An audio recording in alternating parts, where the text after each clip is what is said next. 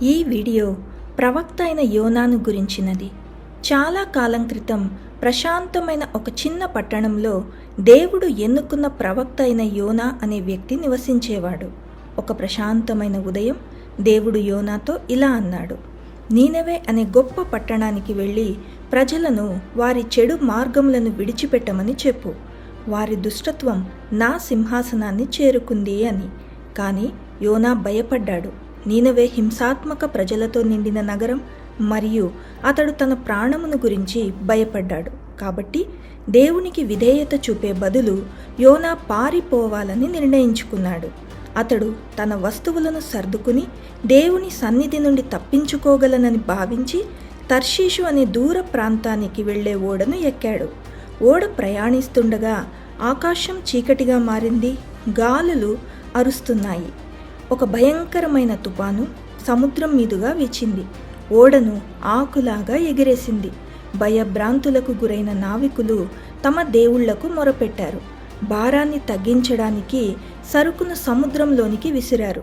కానీ ఏమీ పని చేయలేదు. అప్పుడు యోనా ముందుకు వచ్చి, ఇది నా తప్పు, నేను ప్రభువు నుండి పారిపోయాను, నన్ను సముద్రంలోనికి విసిరేయండి, తుఫాను ఆగిపోతుంది అని ఒప్పుకున్నాడు. అయిష్టంగానే నావికులు అతన్ని ఉగ్రమైన నీటిలో పడేశారు. వెంటనే సముద్రం ప్రశాంతంగా మారింది. ఉద్వేగంగా ఎగిసిపడుతున్న అలల క్రింద యోనా మునిగిపోయాడు. కానీ దేవుడు అతన్ని మింగడానికి ఒక పెద్ద చేపను సిద్ధం చేశాడు. ఆ గొప్ప చేప కడుపులో యోనా 3 పగళ్ళు 3 రాత్రులు గడిపాడు. అది చీకటిగా, నిశ్శబ్దంగా మరియు భయంకరంగా ఉంది. అప్పుడు యోనా తన హృదయపూర్వకంగా ఇలా ప్రార్థించాడు, ప్రభువా, నేను నీ నుండి పారిపోయాను, కానీ నీవు నన్ను అగాధాల నుండి రక్షించావు, నన్ను క్షమించు, నేను మాట వింటాను అని. దేవుడు యోనా ప్రార్థన విన్నాడు. వెంటనే చేప ఒడ్డుకు ఈదుకుంటూ వచ్చి యోనాను మెల్లగా ఒడ్డుకు వదిలింది. కృతజ్ఞతతో మరియు వినయంతో యోనా నీనెవెకు వెళ్ళాడు.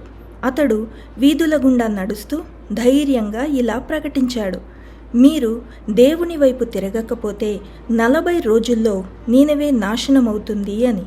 ప్రజలు విన్నారు. సింహాసనంపై ఉన్న రాజు నుండి నగరంలోని పేదవారి వరకు వారు పశ్చాత్తాపపడ్డారు. వారు ఉపవాసముండి ప్రార్థించారు మరియు వారి చెడు పనుల నుండి తప్పుకున్నారు. మరియు కరుణతో నిండిన దేవుడు నగరాన్ని క్షమించాడు.